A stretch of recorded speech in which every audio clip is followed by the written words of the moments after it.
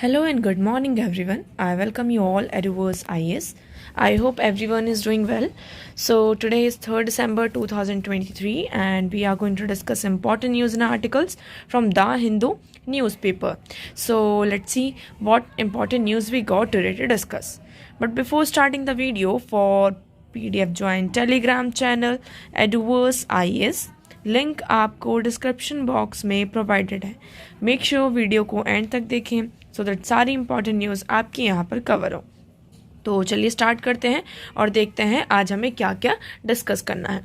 Now first very important article, battling water woe in land of tragedy. Now we all know that आज क्या है, 3rd December. 3rd December को हम क्यों याद रखते हैं? 3 दिसंबर आपका अगर हम देखें तो हिस्ट्री में आपका बहुत ही इंपॉर्टेंट रोल प्ले करता है. 3 दिसंबर को क्या हुआ था? 3 दिसंबर को 1984 में भोपाल गैस ट्रेजेडी के बारे में आप लोगों ने यहाँ पर सुना ही होगा, जिसके कारण यहाँ पर जो लाखों लोगों की जान होती है यहाँ पर जाती है. ओके, सो इन 1984 जो भोपाल गैस लीक डिजास्टर हुआ था, so survivor of the Bhopal gas leak disaster of 1984 continue to bear the burden of contaminated ground water as government promises remain uncapped.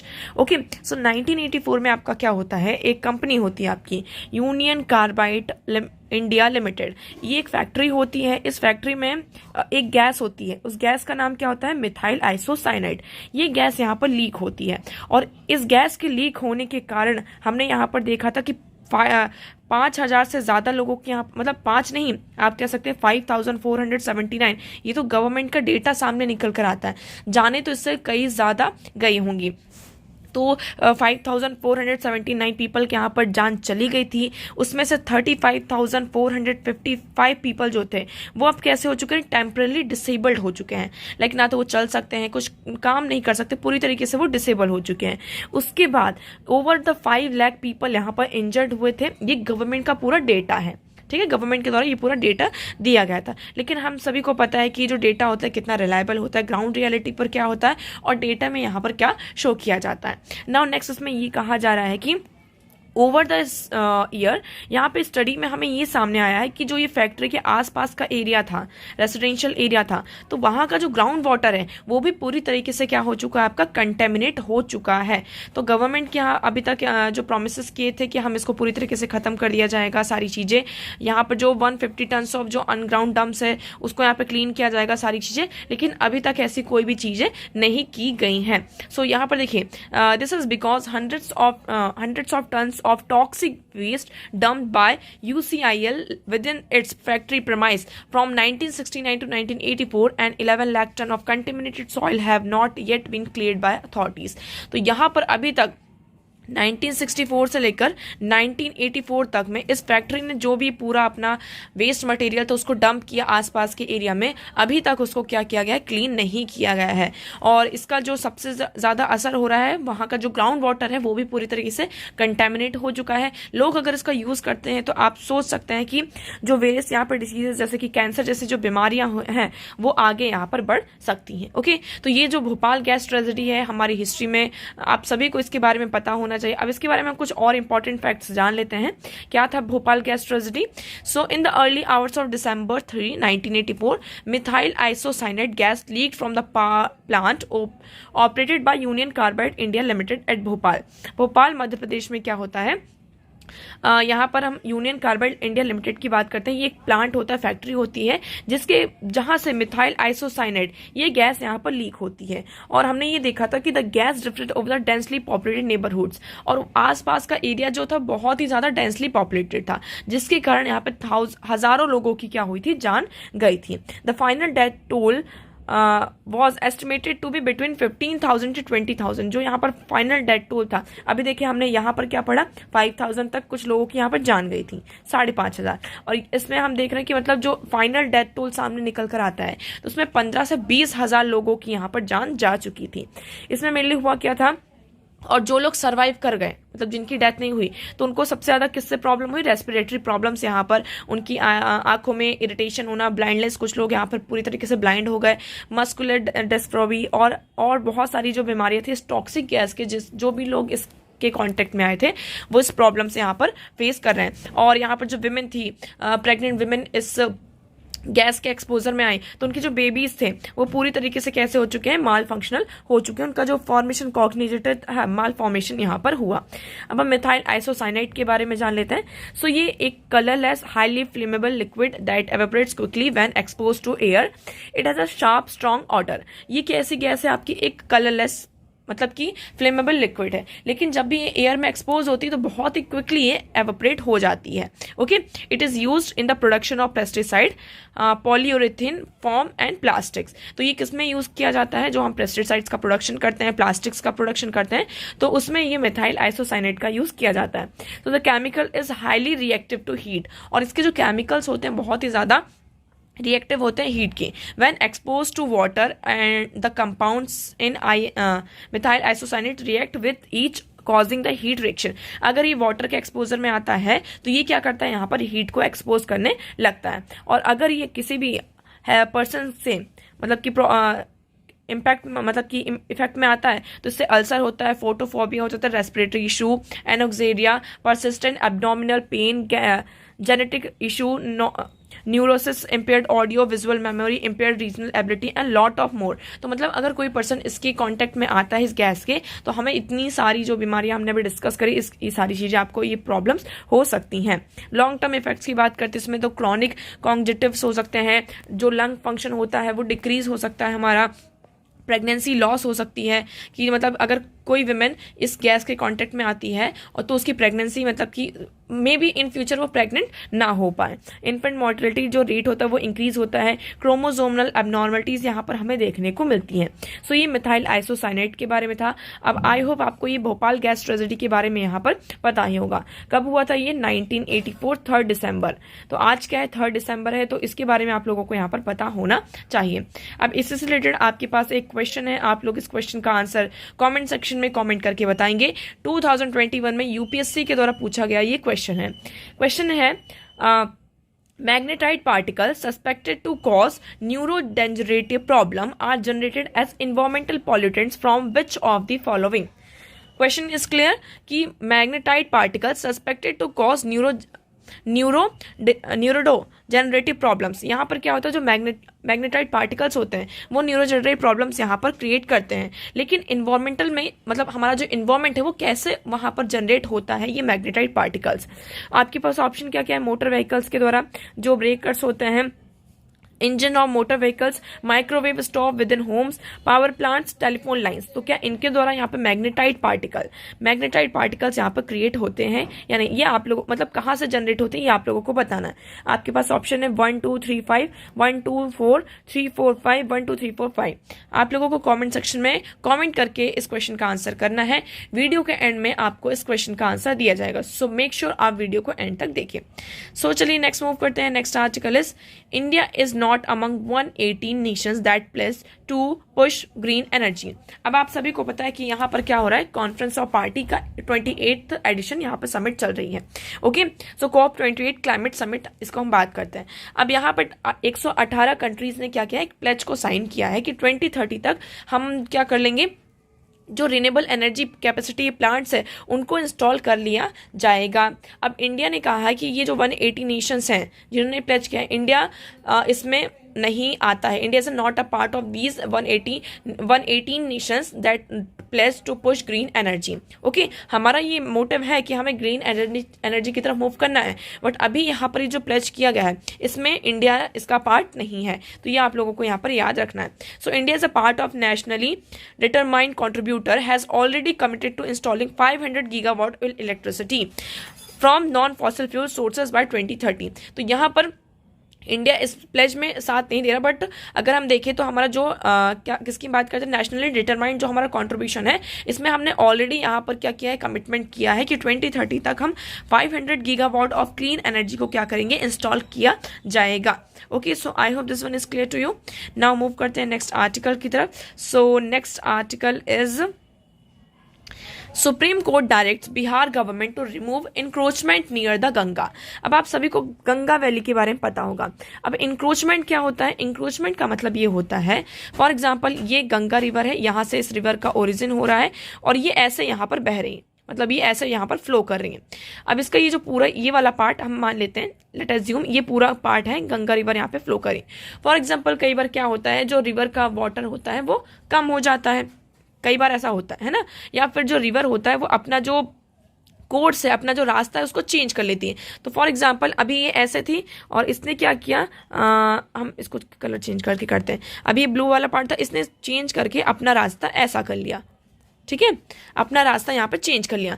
अब क्या होता है, यहाँ पर ये वाला पार्ट आपका फ्री हो गया, ये वाला जो पार्ट है ये यहाँ पर फ्री हो गया। तो लोग क्या करने लगते हैं, जैसे कि यहाँ पर देखा यहाँ पर पानी नहीं है तो यहाँ पर सेटल होने लगते हैं, अपने आप को क्या करने लगते हैं, यहाँ पर सेटलमेंट करने लगते हैं। तो इस तरीके से धीरे धीरे क्या करता है, वो इंक्रोचमेंट होता है। अब फॉर एग्जाम्पल कभी ऐसा हुआ, रिवर अपने फुल फिर से पूरे उसमें फ्लो में आ गई, वाटर की जो कैपेसिटी है पूरी तरीके से फिल हो गई, और या फिर रेनफॉल ज़्यादा हो जाता है तो वो फिर से अपने पुराने वाले कोर्स में क्या होती है, रिटर्न आ जाती है। तो जिन लोगों ने यहाँ पर इस एरिया को इंक्रोच करके रखा था तो वो कहने लगते हैं क्या कि यहाँ पर बाढ़ आ गई। ऑल्दो बाढ़ नहीं आती, फ्लड नहीं आता है, रिवर ने सिर्फ क्या किया, अपना जो पुराना कोर्स था उसे यहाँ पर कर लिया फिर से। तो अभी यहाँ पर ये कहा जा रहा है, सुप्रीम कोर्ट ने बिहार गवर्नमेंट को ये डायरेक्ट दिया है कि जो गंगा प्लेन है वहां पर लोगों ने जो इंक्रोचमेंट किया है उसे जल्द से जल्द क्या किया जाए, हटाया जाए। The plea contended that National Green Tribunal failed to note that the fact that clean Ganga is essential to meet the domestic water needs of 5.5 lakh population of Patna as a groundwater has been contaminated with arsenic। तो यहाँ पर कुछ लोगों ने supreme court में petition file की और इस पिटीशन में ये कहा गया कि जो नेशनल ग्रीन ट्रिब्यूनल है वो इस फैक्ट से यहाँ पर क्या है, इस फैक्ट को नोट नहीं कर रहे हैं कि जो गंगा है वो बहुत ही इसेंशियल है। ये क्या करती है, 5 लाख लोगों से ज़्यादा, जो आपके 5.5 लाख लोग हैं उनकी जो डोमेस्टिक वाटर नीड्स है उसको फुलफिल करती है पटना में। क्योंकि पटना का जो ग्राउंड वाटर है वो आर्सेनिक से क्या हो चुका है, पूरी तरीके से कंटेमिनेट हो चुका है। लोग ग्राउंड वाटर का यूज़ यहाँ पर डोमेस्टिक पर्पज़ के लिए नहीं कर सकते हैं। तो ये जो इंक्रोचमेंट हुआ है, क्योंकि ये जो एरिया है यहाँ पर जो कंस्ट्रक्शन किया गया है पूरी तरीके से इसको हटाना होगा, अदरवाइज यहाँ पर ये क्योंकि एक तो फ्लड प्लेन एरिया बन जाएगा और जान मान की हानि यहाँ पर होनी ही होनी है। Okay, so I hope this one is clear to you. Now next move करते हैं, next article is In 2022, 66% of malaria cases in Southeast Asia were from India। अब यहाँ पर WHO की रिपोर्ट आई है, वर्ल्ड मलेरिया रिपोर्ट 2023, ये world health organisation के द्वारा पब्लिश की गई है। इस रिपोर्ट में ये कहा गया है कि 2022 में इंडिया में, मतलब साउथ ईस्ट रीजन में अगर हम बात करते हैं तो उन साउथ ईस्ट रीजन में 66% जो मलेरिया के केसेस थे वो कहाँ से थे, इंडिया से थे। ओके, सो ये बहुत बड़ा हमारे लिए कंसर्न है। अब WHO की इस रिपोर्ट में ये कहा है कि ये जो केसेस हैं, WHO report says almost 56% of all cases in the region were due to plasmodium vivax. तो यहाँ पर जो प्लाज्मोडियम वाइवेक्स नाम का एक आपका कह सकते हैं, इसके कारण यहाँ पर जो प्रोटोजोअल पैरासाइट है इसके कारण यहाँ पे मलेरिया के जो केसेस हैं वो आगे बढ़े हैं और इंडिया में सबसे ज़्यादा ये केसेस हमें देखने को मिल रहे हैं। तो 2022 में सबसे ज़्यादा केसेस थे। अब ग्लोबली अगर हम देखते हैं तो ग्लोबली यहाँ पे 5 मिलियन जो पीपल हैं, 2023 में ये कहा गया है कि 5 मिलियन पीपल यहाँ पर मलेरिया से डायग्नोस थी। ऑल्दो हम यहाँ पर केसेस जो है डिक्रीज हुए हैं, 76% यहाँ पर डिक्रीज हमें देखने को मिला है, मतलब डिक्लाइन हमें देखने को मिला है केसेस में। बट स्टिल अभी भी यहाँ पर पूरे वर्ल्ड की बात करते हैं तो केसेस बहुत ज़्यादा हैं मलेरिया के। So the changing climate pose a substantial risk to progress against malaria particularly in vulnerable region. तो जो यहाँ पर पॉपुलेटेड रीजन होते हैं, फॉर एग्जाम्पल इंडिया का आप एग्जाम्पल ले सकते हैं और बहुत सारे से वल्नरेबल रीजन है। अब देखिए मलेरिया में क्या हो जाता है, मेनली जो टेम्परेचर है वो हाई होने लगता है तो ये जो आपके मॉस्किटोज होते हैं तो वो और ज़्यादा यहाँ पर बढ़ने लगते हैं। तो ये जो क्लाइमेट चेंज है एक बहुत ही सब्सटैंशियल रिस्क को पोज कर रहा है, इसलिए हमें यहाँ पर गवर्नमेंट को और इवन द सिविल सोसाइटी, जो भी यहाँ पर लोग हैं, जितने भी पीपल हैं, उन्हें यहाँ पर प्रिकॉशंस लेने होंगे। अपने आसपास का जो एरिया है उसे क्लीन करना होगा और साथ साथ यहाँ पर जितने भी प्रिकॉशंस है उस पर हमें फोकस करना होगा। अदरवाइज यहाँ पे कई बार क्या हो जाता है, मलेरिया इतना ज़्यादा आपका स्ट्रांग हो जाता है कि इससे बहुत सारी जो डिसीजेज है, मतलब कि इवन आपकी डेथ तक भी हो सकती है। Okay, so I hope this one is clear to you. Now next move करते हैं। So today's next article is BCG revaccination study in adults to begin in 23 states. अब यहाँ पर क्या हुआ, BCG की जो है हम बात करते हैं, रीवैक्सीनेशन स्टडी जो है, इस प्रोग्राम को इम्प्लीमेंट किया गया था। मेनली ये जो वैक्सीन है वो किसके लिए है, TB डिसीज के लिए है। तो अभी तक पहले क्या हुआ था, कुछ स्टेट्स में, इंडिया की अगर हम बात करते हैं तो इंडिया में यहाँ पर कुछ स्टेट्स में इसका क्या किया गया था, क्लिनिकल ट्रायल किया गया था, जैसे कि यूपी में, MP में। और उसके बाद अब ये कहा जा रहा है कि फिर से 23 स्टेट्स में रीवैक्सीनेशन यहाँ पर किया जाएगा। So since the government felt that the trial would take too long to complete and wanted to implement BCG revaccination at scale, the committee has suggested that some districts be used as an intervention arm and some as the control arm. तो यहाँ पर ये कहा जा रहा है कि अगर इसका ट्रायल हम फिर से करते हैं तो इसमें बहुत ज़्यादा टाइम लग जाएगा और हम यहाँ पर जो लोग TB से डायग्नोस्ड हैं उन्हें वैक्सीन टाइम पर प्रोवाइड नहीं कर पाएंगे। तो इसके लिए यहाँ पर रीवैक्सीनेशन स्केल के ये कहा जा रहा है कि हम BCG को इम्प्लीमेंट करेंगे। इसमें गवर्नमेंट ने ये सजेस्ट किया है, कमेटी ने ये सजेस्ट किया है कि कुछ डिस्ट्रिक्ट्स को हम क्या करेंगे, एक इंटरवेंशन आर्म की तरह यूज करेंगे और कुछ डिस्ट्रिक्ट्स को हम एज अ कंट्रोल आर्म की तरह यूज करेंगे। So no clinical trial have been carried out in India to study the efficacy of BCG revaccination in adults to prevent TB disease. तो यहाँ पर इंडिया में कोई भी ट्रायल ऐसा नहीं हुआ है।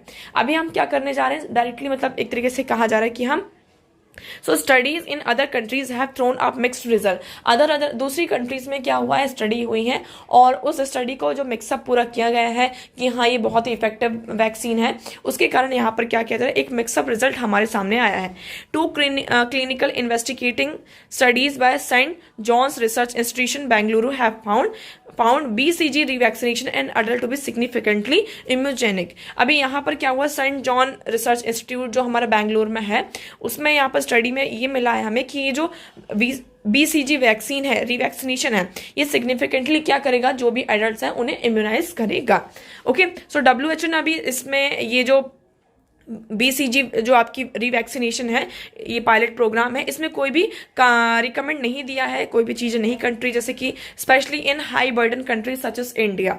ओके, सो अभी यहाँ पर एक एक्सपर्ट कमिटी ने यहाँ पर ये रिकमेंड किया है कि clinical trial to be done in India to collect evidence for efficacy before implementing it as a population level. तो इसमें ये कहा जा रहा है कि पहले हमें क्या करना चाहिए, क्लिनिकल ट्रायल डन करना चाहिए इंडिया में, जिससे हमें एक प्रॉपर क्या मिल सके कि एविडेंस मिल सके, एक कलेक्टिव एविडेंस मिल सके कि ये जो अगर हम इतने बड़े पॉपुलेशन लेवल पर इसको इम्प्लीमेंट करते हैं तो ये क्या होगा, हमारा कारागार यहाँ पर होगा, इफेक्टिव होगा। Okay, so I hope this article is clear to you. Now next move करते हैं। अब यहाँ पर आपके पास कुछ स्नैपशॉट्स आ जाते हैं, इनके बारे में डिस्कस करते हैं। So chin straps penguin sleep thousands of time per day. अब इसमें ये कहा जा रहा है कि अगर हम पेंगुइन्स की बात करते हैं तो जो चिन स्ट्रैप्स पेंगुइन होते हैं वो दिन में, मतलब कि दिन में क्या करते हैं, 11 घंटे सोते हैं। अभी एक थोड़ा सा आप कुछ नहीं, बस एक आपके लिए इंफॉर्मेशन है, फैक्ट है, जनरल नॉलेज की तरह उसको आप यूज कर सकते हैं कि but not all the ones, मतलब एक साथ ही नहीं सोते हैं। ये क्या करते हैं, दिन में 11 घंटे तो सोते हैं, लेकिन ऐसा नहीं कि कंटिन्यूशन में सोते रहते हैं, मतलब 8 बजे से सोना स्टार्ट किया तो रात के 8-9 बजे तक वो सो रहे हैं, ऐसे नहीं सोते हैं। वो कैसे सोते हैं कि वो एक मिनट में, एक सेकंड में उनकी क्या होती है, नींद होती है, इस तरीके से यहाँ पे सोते हैं।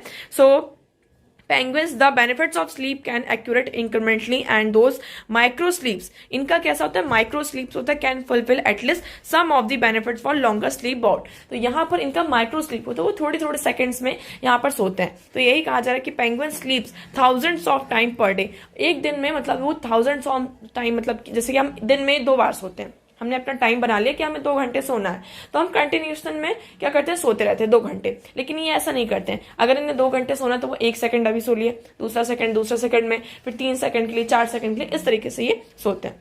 Now next time, a massive exoplanet closely orbit a very low mass star. अब यहाँ पे क्या है, डिस्कवरी आई है, discovery of Neptune mass exoplanet orbiting the very low mass M dwarf star. यहाँ पे एक नेपच्यून मास का एक एक्सोप्लैनेट है। ओके, तो ये किसको ऑर्बिट कर रहा है, एक बहुत ही छोटा सा स्टार है जिसका नाम है LHS 5-4 उसको क्या कर रहा है, ऑर्बिट कर रहा है। फॉर स्टार जैसे कि आपका सन है, और सन के ऑर्बिट में आपकी जैसे मार्स है, अर्थ है, यूरेनस है, नेपच्यून है, बहुत सारे आपके यहाँ पे प्लैनेट्स हैं। तो ये जो नेपच्यून मार्स है ये क्या कर रहा है, एक तरीके से बहुत ही छोटा सा स्टार है, उसको भी ये क्या कर रहा है, ऑर्बिट कर रहा है। तो फॉर एग्जाम्पल आप इस पिक्चर में देखेंगे, दिस इज स्टार, ये आपका स्टार है और ये प्लैनेट है। तो ये क्या कर रहा है, इसके ऑर्बिट में चारों तरफ है। तो ये थोड़ा सा आपके लिए यहाँ पर आ जाता है। नेक्स्ट है आपका endothelial cell cut to size to limit vessel growth in mice. अब scientist has uncovered a molecular mechanism that limits the abnormal growth of new vessels. अब साइंटिस्ट ने क्या किया है, एक डिस्कवरी की, एक मैकेनिज्म अनकवर किया है कि जो मॉलिक्यूलर मैकेनिज्म जिससे हम क्या कर सकते हैं, जो न्यू ब्लड वेसल्स की abnormal ग्रोथ होती है। कई बार क्या होता है कि जो हमारी ब्लड वेसल्स का मेनली काम क्या होता है, आपकी जो सेल्स होती हैं वो ग्रो करती हैं, डेड होती हैं, फिर से वो जनरेट होती हैं, डेड होती हैं, जनरेट होती हैं, तो उनका जनरेशन और रीजनरेशन यहाँ पर चलता रहता है।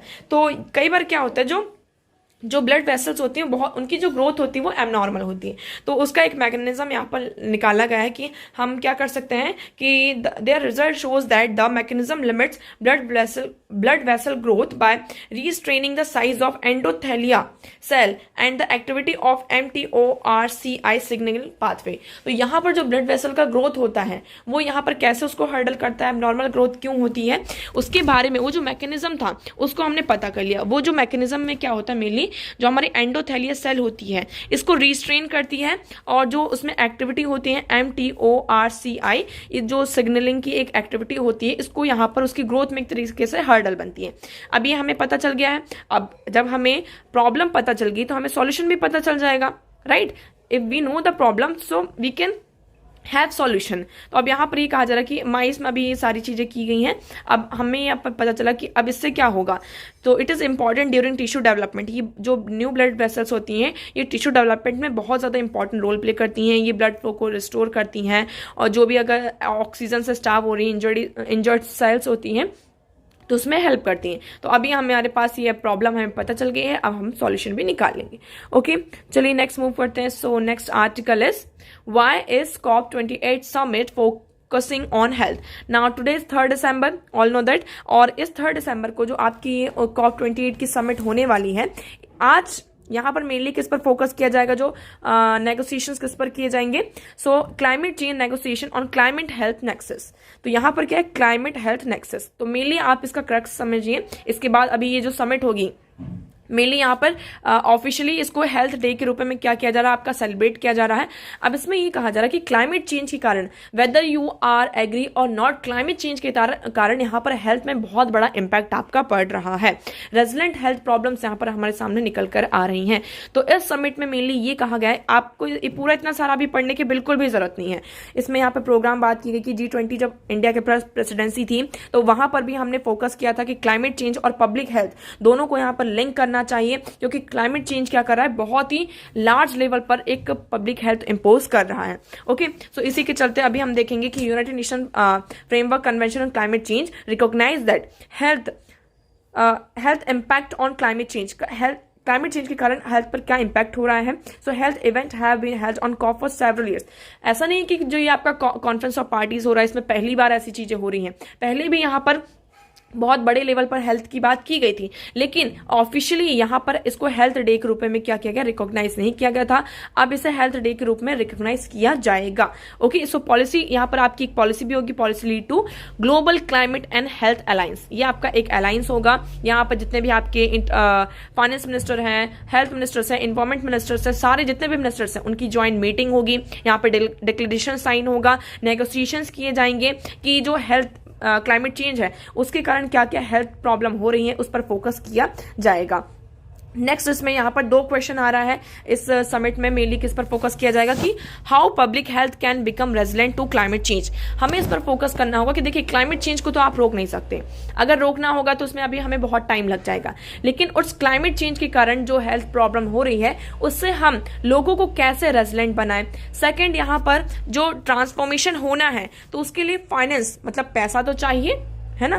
पैसा है, बिना पैसों के, जो बिना फाइनेंस के यहाँ पर कुछ भी नहीं हो सकता है। सो यहाँ पर who will finance this transformation, ये जो ट्रांसफॉर्मेशन होने वाला है उसे कौन फाइनेंस करेगा। तो ये 2 क्वेश्चन हमारे सामने आते हैं। अब देखते हैं इसमें इस समिट में, आज ये जो समिट होने वाली है उसके बाद क्या निकल कर आता है। देखिए, अगर हम हेल्थ की बात करते हैं, फंडिंग की बात करते हैं, तो फंडिंग में क्यों इतना इंपॉर्टेंट हो जाता है। हमें पहला तो protecting health such as water, sanitation, food security, humanitarian action, ये सारी चीज़ें हमें लेनी पड़ेंगी। तो ये बहुत सारी प्रॉब्लम हो जाती है। अब ये एक तरीके से साइकिल चलती रहती है। यहाँ पर क्या हुआ, पॉल्यूशन हुआ। इंडिया की बात करते हैं तो इंडिया में कितना ज़्यादा पॉपुलेशन है। आपका जो greatest threat to human health में है आज का, मेनली इंडिया में पॉल्यूशन है। ठीक है, 2090 तक ये हमारे पास डेटा आया है कि 10 लाख जो पीपल हैं उनकी जो डेथ होगी वो क्यों होगी, ड्यू टू पॉल्यूशन होगी, है ना। और ये क्लाइमेट चेंज के कारण यहाँ पर होगी।